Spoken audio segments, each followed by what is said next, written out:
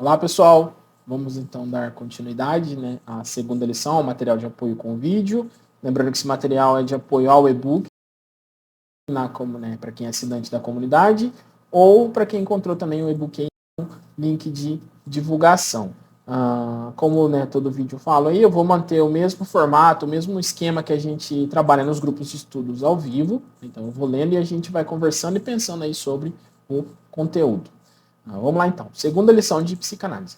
Freud inicia a segunda lição mencionando que enquanto ele e Breuer praticavam a talk cure, a cura pela conversação, Charcot, em Paris, realizava investigação com doentes histéricas e salienta que não havia como ambos saberem das pesquisas entre si. Isso é uma coisa interessante, hein, pessoal? A histeria meio que tomava conta, do momento, era a doença do momento, não se tinha os porquês, ninguém sabia os porquês ela realmente acontecia, e várias pessoas estudavam, estavam estudando. Freud foi o que aparentemente conseguiu desvendar ali, o enigma sobre a histeria, mas havia outros estudos aí. Possivelmente alguém também chegaria em algum ponto interessante. Então Freud conseguiu um pouco além ali do que outros estudiosos, pesquisadores do momento lá. Então Charcot também em Paris, totalmente longe ali, de Freud ali, também tinha e não havia como ambos saberem das pesquisas aí. Lembrando que não é o tempo de hoje, que é a internet, há muitas outras coisas aí. Então, era uma época um pouco diferente. E apenas quando publicaram os estudos sobre a histeria, o Freud e o Breuer, perceberam que estavam sob a influência das pesquisas de Charcot, sendo que acreditava que os traumas estavam sob a influência, que os traumas psíquicos de seus doentes eram equivalentes aos traumas físicos que influenciavam nas paralisias relatadas por Charcot, onde esses obtiveram de forma artificial através da hipnose. Então, enquanto o Freud foi Freud e o Breuer foram da hipnose para extinguir ali o sintoma, o Charcot fazia o contrário, Então ele hipnotizava e fazia ter o sintoma, Então ele hipnotizava e dava ali uma ordem sobre hipnose ali e a pessoa ficava com a paralisia ou com algumas outras questões ali, apenas para entendimento. Não era nada de como que a gente pode pensar. Então, o Freud foi de um lado e o Charcot foi do outro, E ambos chegaram na mesma coisa. Então, uma pesquisa estava ali sob influência da outra, se a gente parar para pensar. Também é mencionado que havia outros pesquisadores estudando sobre a histeria, onde Freud menciona Pierre Janet, onde, para Janet, a histeria seria uma forma de alteração degenerativa do sistema nervoso, tornando os doentes incapazes de manter a multiplicidade dos processos mentais, causando assim a dissociação psíquica. Para Janet havia um problema no sistema nervoso, pessoal. Então a paralisia, o mutismo, não conseguir tomar água, então os exemplos desses sintomas, haviam questões defeituosas na carne mesmo, na máquina. Então, para Janet havia-se um problema. Para Freud era uma teoria puramente psicológica, eram coisas apenas da mente. Para Janet havia-se uma alteração degenerativa no sistema nervoso. Posteriormente, já sozinho, sem Breuer, então Freud, lembrar que eu falei no finalzinho da primeira lição, Breuer foi para um lado e Freud seguiu para outro lado, Freud começou a ter as ideias, começou a trazer as questões da sexualidade, Breuer já tinha uma certa fama na comunidade médica e não quis abarcar muito isso. Freud dava continuidade nas suas pesquisas, sem o Breuer, e encontrou outro ponto de vista sobre essa dissociação da consciência, onde era totalmente diferente e modificaria todas as pesquisas futuras, uma vez que não partia das experiências de laboratório como Janet, mas sim do trabalho terapêutico, sendo estimulado pela necessidade prática. Então essa sempre foi uma pegada do Freud, pessoal? Clínica, clínica e clínica. Então, enquanto outros talvez eram apenas teorias, o Freud vivia a coisa ali em si.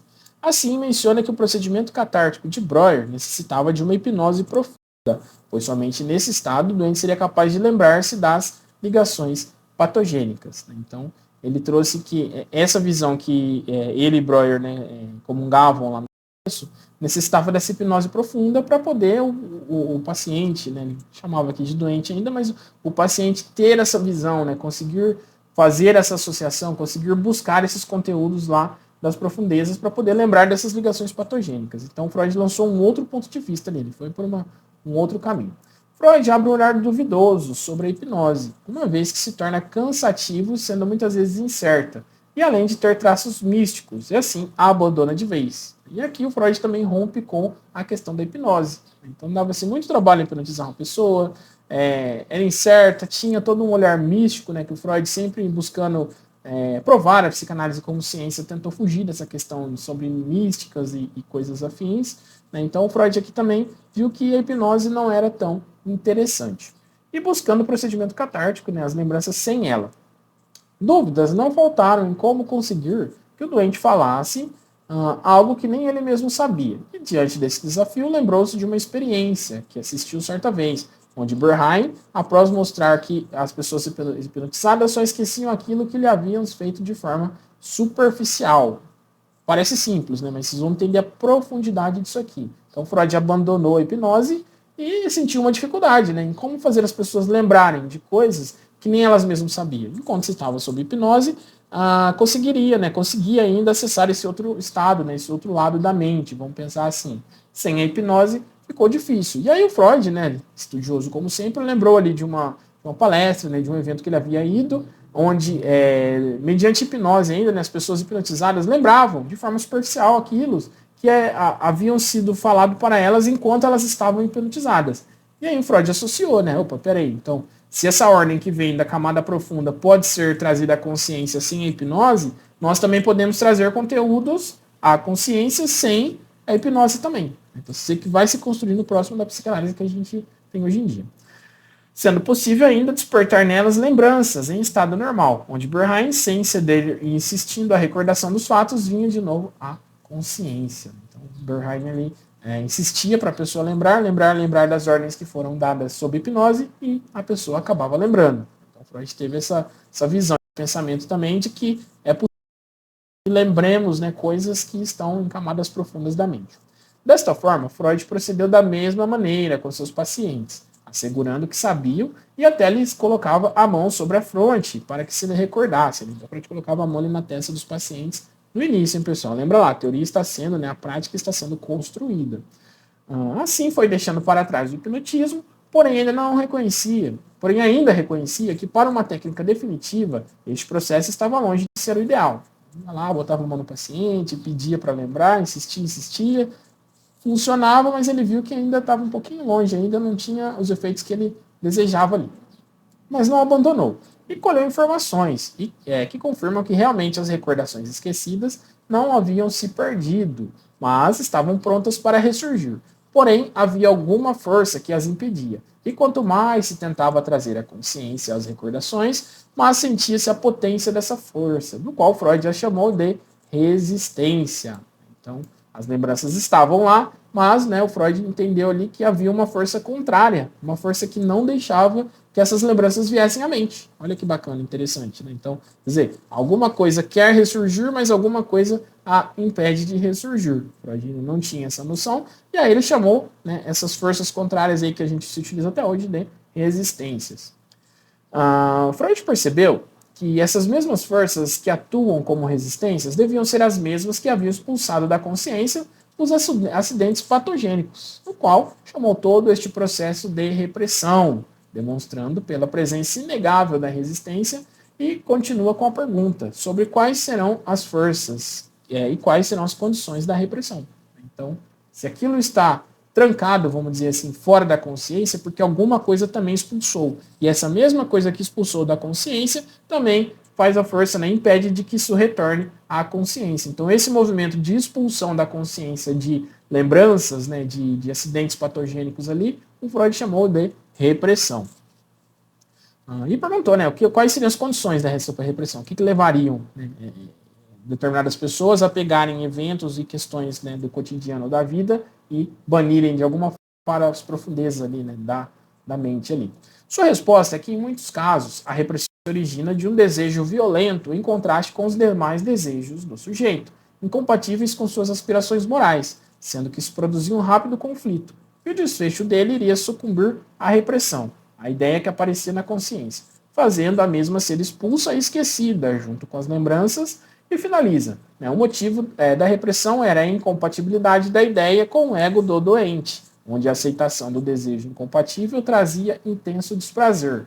E a repressão é evitável, falando como meio de proteção do aparelho psíquico. Então, um conflito que surge na mente, aquilo que a pessoa deseja, um desejo violento, né? Ainda não se tinha a noção do id, né, como a gente conhece hoje, né? Então, O id é uma parte nossa que apenas busca prazer, né, uma parte profunda. Futuramente a gente vai fazer também id, ego, superego aí, aqui na comunidade.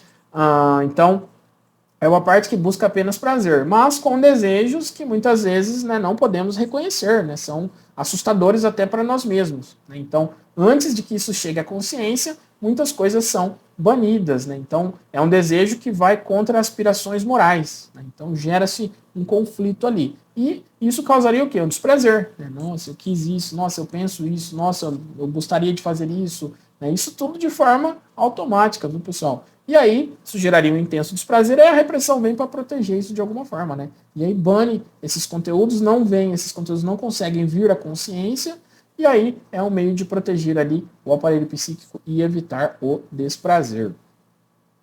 Visando elucidar mais a ideia da repressão, Freud traz uma história clínica observada por ele, que era uma paciente jovem que havia recentemente perdido seu pai também, né? Então você vê que é muito próximo ali da paciente do Breuer, né? Então essas questões familiares, de pai, de mãe, já haviam, né? Já estavam de alguma forma ali, né? No caminho de Freud ali para, né, desenvolver todo o restante ali da teoria, ali, as questões edípicas e outras condições. Freud traz que quando a irmã mais velha dela se casou, né, então ele trouxe um exemplo clínico aí dele aí, né, duas irmãs, e quando a irmã mais velha se casou, sua paciente acabou tendo uma afinidade particular pelo novo cunhado, que era totalmente disfarçado pela ternura familiar. Então uma irmã casou e a outra irmã também acabou gostando do cunhado, né, e de alguma forma o tratava bem ali, procurava estar sempre perto dele ali, disfarçado, né, de ternura familiar ali. Certa vez, a irmã mais velha adoeceu e veio a falecer, sendo que quando a irmã mais nova, ao chegar no leito de morte, por um rápido instante, passou por sua mente a seguinte ideia: ele agora está livre, pode desposar-me. Então, ele está livre, ele pode ficar comigo, né? Eu posso, de alguma forma, ter ele para mim. Né? E aí, se a gente pensar, é grosseiro, não é? Então, você está lá, tua irmã morta, ao invés de você cair em luto, né, de você né, se entristecer, vem esse primeiro pensamento na tua mente, quer dizer, uma busca de prazer, uma coisa que é totalmente absurda até para quem está fora, né, da gente imaginar, imagina para quem está dentro em condições, né, da época freudiana. Então, é algo realmente assustador, mas esse pensamento estava lá. Isso mediante análise, viu, pessoal? Freud chegou, viu, né? Me conta e vamos não, né? Então teve todo um trabalho, todo um processo. Lembrando que o e-book é um resumo. Assim, essa ideia em desacordo com suas questões logo for entregue à repressão, sendo que posteriormente a jovem adoeceu com graves sintomas histéricos. Ela não sabia disso, ela não sabia que isso estava na mente dela, né, pensou mais foi entregue à repressão, e aí, né, a repressão de alguma forma fez ela adoecer com sintomas histéricos. E durante o tratamento com Freud, ela recordou-se de tudo, reproduziu um incidente patogênico com intensa emoção e curou-se. Então, durante o tratamento com Freud, ela conseguiu lembrar dessa questão, né, e né, com intensa emoção ali, os desafios ali do tratamento ali, o Freud conseguiu, né, de alguma forma, curar. Né? Aqui o Freud ainda usava muito essa palavra cura. Hoje a gente já não se utiliza tanto essa palavra cura, viu, pessoal? Mas lembra lá que é uma construção da teoria aqui. Freud ainda ilustra o processo da repressão se utilizando de uma comparação, segundo ele grosseira, mas necessária, utilizando o local onde estavam realizando a exposição, e pede para que os ouvintes imaginem um sujeito se comportando de modo inconveniente e perturbando, com risadas, conversas e batidas de pé, desviando a atenção de Freud. Então, pediu para todo mundo imaginar lá no recinto onde eles estavam, onde ele estava trazendo a exposição, uma pessoa atrapalhando ali, né, fazendo barulho na plateia ali. E o Freud, né, atrapalhado ali, não consegue mais continuar a exposição dos fatos. Diante disso, alguns homens, após uma ligeira luta, colocam o sujeito para fora. Então, né, o pessoal queria que o Freud continuasse, é uma suposição, isso, hein, pessoal? É uma ilustração. E aí, alguns homens retiram essa pessoa que estava fazendo bagunça, né, levou para fora ali, colocou numa outra sala ali. Sim, agora ele está reprimido. Então, vocês veem a ideia? Então, vem as defesas da mente e tira aquilo que está perturbando, aquilo que está em desacordo com o restante. Então, agora esse homem está reprimido. E assim, Freud pode continuar sua exposição. E acrescenta mais detalhes, né? Onde, para que não se repita o episódio, os homens que o tiraram da sala sentam próximo à porta para evitar que ele retorne, onde estes se comportam como as resistências. Então, esses mesmos homens que tiraram o sujeito que estava atrapalhando ali, levaram ele para fora e sentaram-se à porta lá. Então, é como se fossem as resistências, impedindo que essas lembranças, né, que esse homem retorne, né, para atrapalhar ali. E finaliza que os dois lugares, dentro e fora da sala, seriam para ele como a psique, como consciente e inconsciente, sendo que esse processo, uma imagem mais ou menos da repressão. Então, uma parte dentro e uma parte fora da consciência, né? Então, consciente e inconsciente, dentro e fora da sala, né? Então, o homem, enquanto estava na consciência, estava atrapalhando. Lá no inconsciente, né? Levaram ele para lá e estão impedindo que ele retorne. Então, o trabalho de repressão e o trabalho das defesas, das resistências, né? Evitando que retorne. Dando continuidade, Freud volta a mostrar a diferença entre sua teoria e a de Janet, pois na teoria de Janet não há incapacidade, pois na teoria de Freud não há incapacidade degenerativa do aparelho psíquico, mas sim conflitos de forças mentais contrárias. E acredita também que há outras condições para que se produza a dissociação da mente, e que ainda podemos avançar em trabalhos posteriores. Né? Então, para Janet, essa história, se for comparar com Freud, havia-se ali problemas degenerativos. No do Freud, não, quer dizer, apenas conflitos ali, né? Como se fosse uma guerrinha ali acontecendo ali dentro da mente ali, ou na sala, né, do exemplo freudiano. Enfatiza que a história clínica obtida por Breuer não servirá para essa ilustração, pois foi colhida sob hipnose, sendo que essa encobre as resistências, cujo funcionamento se torna essencial para a teoria da repressão.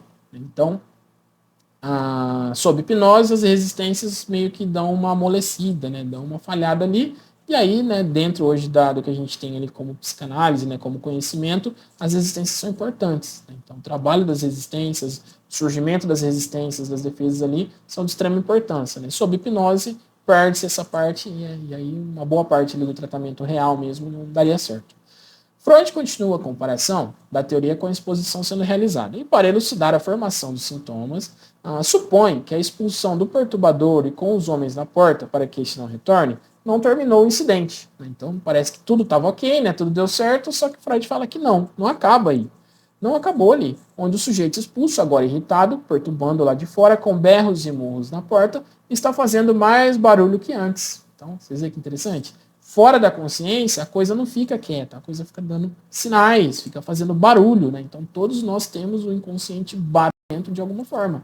Então, é como se fosse esse homem fora da sala, batendo na porta. E complementa, né, que o presidente da Clark Universe, né, o Dr. Stanley Hall, poderia assumir um papel de mediador e pacificador, conversando com o sujeito e o trazendo de volta, garantindo que ele teria comportamentos convenientes a partir daqui.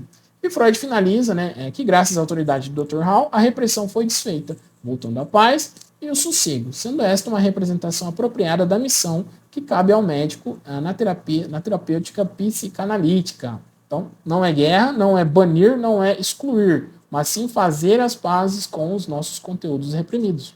Quer dizer, reconhecermos quem nós somos. Né? Então, não é mudar a pessoa, não é reconhecer quem você é, estar integrado, estar de acordo com aquilo que está dentro da sua mente, seja o que for. Fazer as pazes, né, com suas camadas profundas aí, vamos pensar assim. Falando pé simples, né, mas quem faz análise aí sabe que é um trabalhão. Agora, Freud pode dizer, sem encobrir nada, que pelos exames dos doentes histéricos sobre a repressão das ideias, o desejo insuportável foi expelido da consciência e da lembrança, livrando os pacientes de seus dissabores. Porém, ele continua a existir no inconsciente, esperando a oportunidade de se revelar, concebendo assim a formação de um substituto do reprimido, disfarçado e reconhecível, logo se ligando à mesma sensação de desprazer que havia sido evitada pela repressão, sendo essa substituição da ideia o sintoma, dando início a um sofrimento interminável, onde que, pelo tratamento psicanalítico, desvendando-se o trajeto que levou à substituição, pode-se reconduzir o caminho até a ideia reprimida em busca de um alívio para o paciente. Então, o sintoma. Então, aquilo que está reprimido continua esperando formas, né, de se revelar ali. Então, ele vai encontrar ali um substituto, uma formação. Né? Então, vai se substituir ideias por outras ideias que vão gerar sintomas. Então, o que seria o sintoma? A satisfação substitutiva de um desejo reprimido. Então, aquele meu desejo que é totalmente inaceitável foi reprimido. Não se pode passar na minha mente. Mas uma outra coisa pode. Então, quer dizer, coisas disfarçadas. Então, nunca é uma linha reta. É sempre um caminho, porque há o disfarce. E esse disfarce, né, vão ser o quê? Os sintomas. Satisfação substitutiva de desejos reprimidos ali. Aí Freud fala que reconduzindo todo o caminho contrário, aí a gente pode encontrar a ideia reprimida, né, e trazer um alívio para o paciente. Lembrando que a teoria ainda está sendo formada, né, hoje a gente tem uma visão com alguns detalhes diferentes, mas até o momento era interessante isso aqui. Ainda é complementado que, uma vez restituído para a atividade mental que foi reprimido pelo conflito que o doente quis evitar, orientado pelo médico, alcança uma solução mais feliz do que a oferecida diretamente pela repressão. E finaliza a segunda lição mencionando que trará mais informações esclarecedoras sobre os desejos incompatíveis que continuam a dar sinais, né, a partir do inconsciente. Né? Então, quando aquilo começa a frequentar a consciência, a princípio parece assustador, só que vai se perdendo a força, né? Ele vai se contaminando ali, né, passando por camadas da consciência ali, e hoje somos, né, adultos, maduros, então conseguimos dar conta de que muitas vezes coisas que são da infância. Né? Isso a gente vai ver aí nas próximas lições também ali. Então, agradeço quem acompanhou até aqui e logo logo a gente dá continuidade aí na terceira lição de psicanálise. Obrigado, pessoal!